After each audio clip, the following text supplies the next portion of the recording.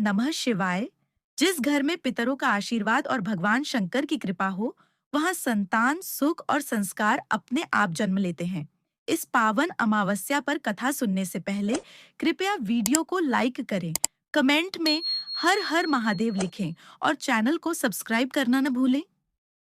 जब जब चंद्रमा पूर्णता की ओर बढ़ता है, तब तब धरती पर ऊर्जा का संचार होता है।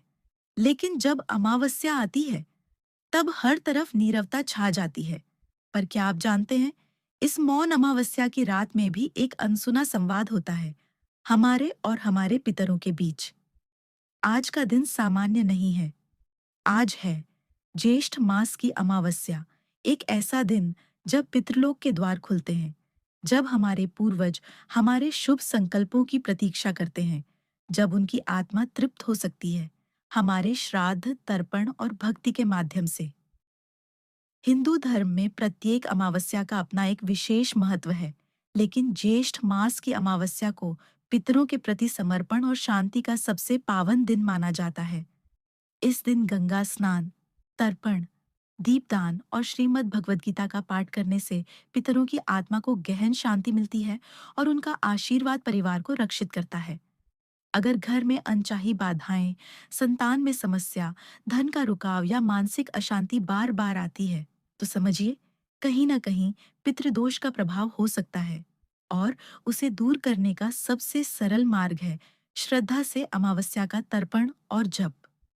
कहा भी गया है, पितृ देवो भव, अर्थात देवताओं से पहले पितरों की पूजा करें, क्योंकि जब पितर प्रसन्न होते हैं तब देवता भी आशीर्वाद देते हैं। पितृ दोष मुक्ति हेतु सरल उपाय। इस ज्येष्ठ अमावस्या पर आप ये सरल उपाय करें। सूर्य उदय से पहले स्नान करें। अपने पितरों का स्मरण करते हुए काले तिल, गाय का दूध और जल मिलाकर तर्पण करें। किसी ब्राह्मण को भोजन कराएं और एयुएम पितृभ्य नमः मंत्र का 108 बार जाप करें। श्रीमद् भगवद गीता के सप्तम अध्याय का पाठ करें। यह अध्याय आत्मज्ञान और ईश्वर को जानने का मार्ग बताता है। संध्या समय दीपदान करें और पितृ गायत्री मंत्र पढ़ें। एयुएम सर्व पितृभ्य स्वाहा तत्सवितुर्वरेण्यम भर्गो देवस्य धीमहि धियो यो नः प्रचोदयात्। अब हम आपको सुनाने जा रहे हैं दो ऐसी कथाएं जो केवल एक अमावस्या की नहीं बल्कि 7 जन्मों के पुण्य और एक माँ के आंसुओं की पुकार है। यह कथा है उस वंश की जिसने अपने पितरों को भूला। और फिर क्या हुआ, सुनिए। अमावस्या की वह रात्रि जब पितरों ने स्वयं दिया संदेश। अमावस्या की वह रात थी, ज्येष्ठ मास का समय। आकाश में तारे भी जैसे सिसक रहे थे। काशी नगरी में चारों ओर नीरवता थी और उस श्मशान घाट के एक कोने में बैठा था स्वयं सत्य का प्रतीक, राजा हरिश्चंद्र। कभी जो सोने के सिंहासन पर बैठते थे, आज राख से लिपटे शवों की चिता जलाने का कार्य कर रहे थे। पर आंखों में एक पीड़ा नहीं थी, क्योंकि उन्होंने एक वचन निभाया था अपने पितरों से। यह कथा वहीं से आरंभ होती है। एक बार राजा हरिश्चंद्र श्रावण मास में पितृपूजन के लिए व्रत कर रहे थे। 3 दिन उपवास, तर्पण, ब्राह्मण भोजन सब नियमों से किया गया। अमावस्या की रात्रि को जब वे ध्यान में बैठे, तो स्वप्न में 3 दिव्य पुरुष प्रकट हुए। कंधों पर चंदन, वस्त्र शुभ्र और आंखों में तेज। उन्होंने कहा, हरिश्चंद्र, तेरा कुल पवित्र है, पर आने वाले काल में एक समय आएगा जब तुझे सत्य की सबसे कठिन परीक्षा देनी होगी। क्या तुम तब भी अपने वचन पर अडिग रहोगे? राजा ने हाथ जोड़कर उत्तर दिया, पितरों, मेरा जीवन सत्य की लौ है। आपकी आज्ञा हो तो मैं सर्वस्व न्यौछावर कर दूं। यदि आपने वचन लिया है तो मैं जन्म जन्मांतर तक निभाऊंगा। तीनों दिव्य पितर मुस्कुराए और बोले, तो सुन, जब समय आएगा तू अपना राज्य, परिवार और सुख सब खो देगा, तब भी अपने धर्म और वचन से डिगना नहीं। तू श्मशान में रहेगा, पर तेरा तेज अमर रहेगा। वर्षों बीत गए, सत्य की परीक्षा आई। महर्षि विश्वामित्र ने उसका समस्त राज्य छीन लिया। राजा को काशी भेजा गया, जहां जीविका के लिए शवों की चिता जलाने का कार्य मिला। पत्नी तारा और पुत्र रोहित भी कष्ट सह रहे थे, पर राजा ने हार नहीं मानी। एक दिन अमावस्या आई। और श्मशान में कोई चिता लाने वाला नहीं था।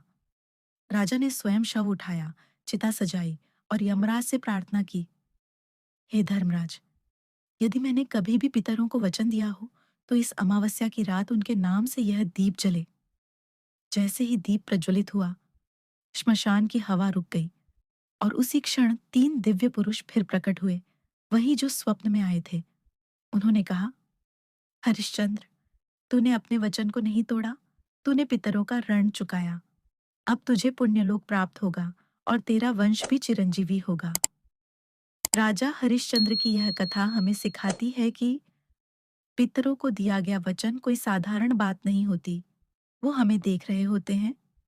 हर अमावस्या की रात हमारे कर्म, हमारी श्रद्धा और हमारा संकल्प उनके लोक तक पहुंचता है।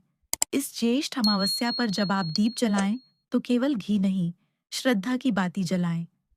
जब आप जल से तर्पण करें, तो केवल तिल नहीं, वचन का गंगा जल अर्पण करें, क्योंकि जिसने पितरों को याद रखा उसके कुल में कभी अशांति नहीं होती, और जिसने उन्हें भुला दिया वो स्वयं भी जीवन में दिशा भूल जाता है। अगर आपको यह कथा हृदय से छू गई हो, तो कृपया इस अमावस्या पर इस वीडियो को अपने परिवार और मित्रों तक अवश्य पहुंचाएं, ताकि हर कोई अपने पितरों को एक दीप समर्पित कर सके। अब आइए सुनते हैं वह दिव्य और मार्मिक कथा जो इस पावन व्रत की महिमा को दर्शाती है। एक समय की बात है, एक अत्यंत गरीब लेकिन धर्मपरायण ब्राह्मण अपने परिवार के साथ रहता था। उसकी गृहस्थी में ज्यादा कुछ न था, न धन, न ऐश्वर्य, लेकिन थी एक सुंदर, गुणी और अत्यंत संस्कारी पुत्री, जो धीरे धीरे विवाह योग्य आयु को प्राप्त कर रही थी। माता पिता दिन रात यही सोचते रहते थे कि इतना योग्य कन्या होने के बावजूद उसके हाथ पीले कैसे होंगे। अभावों की दीवारें जैसे उनकी आशाओं को हर दिन थोड़ी और संकुचित कर रही थीं। परंतु यह कन्या केवल सुंदर नहीं थी, वह सेवा भाव और नम्रता में अनुपम थी। आचरण ऐसा था कि जो भी देखे उसे अपना आशीर्वाद दिए बिना न रह सके। एक दिन अचानक उनके घर एक तेजस्वी साधु पधारे।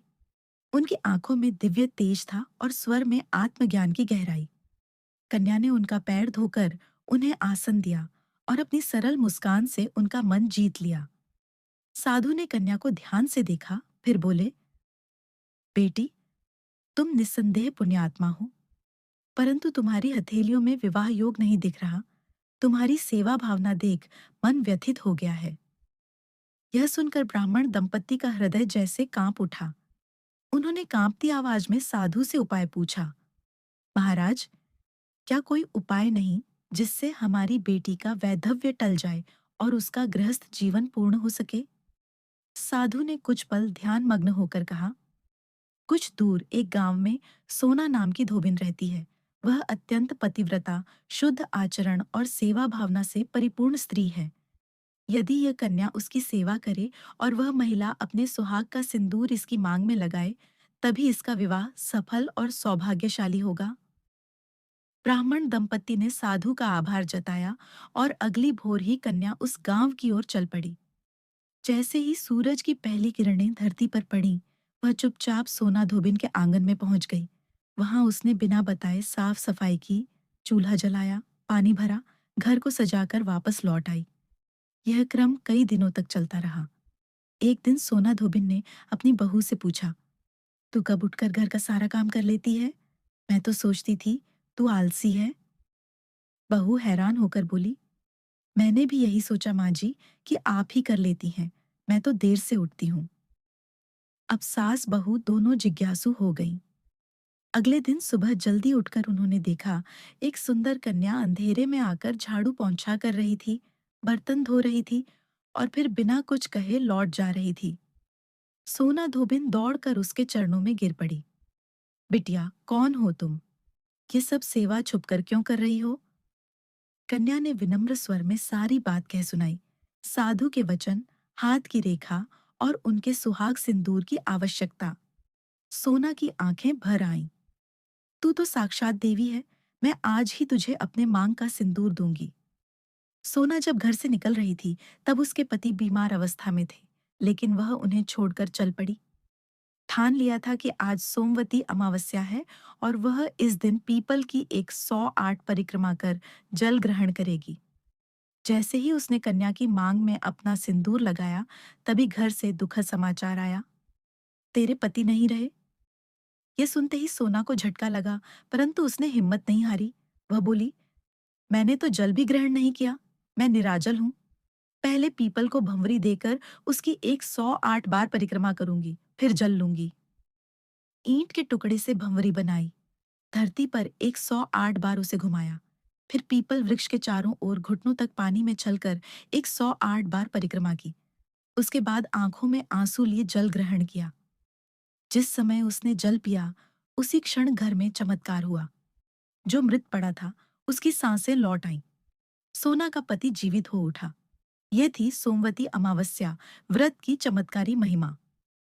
इस दिन के गए व्रत, सेवा और पीपल की परिक्रमा से न केवल मनोकामनाएं पूर्ण होती हैं, बल्कि मृत्यु को भी जीवन में बदला जा सकता है। सोना धोबिन और उस कन्या की तरह यदि श्रद्धा, सेवा और निस्वार्थता हो, तो असंभव भी संभव हो जाता है। तो प्रिय भक्तों, इस पावन दिन को व्यर्थ न जाने दें। व्रत करें, परिक्रमा करें, शिव जी का पूजन करें और दूसरों की सेवा भी अवश्य करें। यही सच्चा पुण्य है। अगर आपको यह पावन कथा भावुक कर गई हो, तो इसे अपने प्रियजनों के साथ अवश्य साझा करें। वीडियो को लाइक करें, कमेंट में हर हर महादेव लिखें और चैनल को सब्सक्राइब करना न भूलें।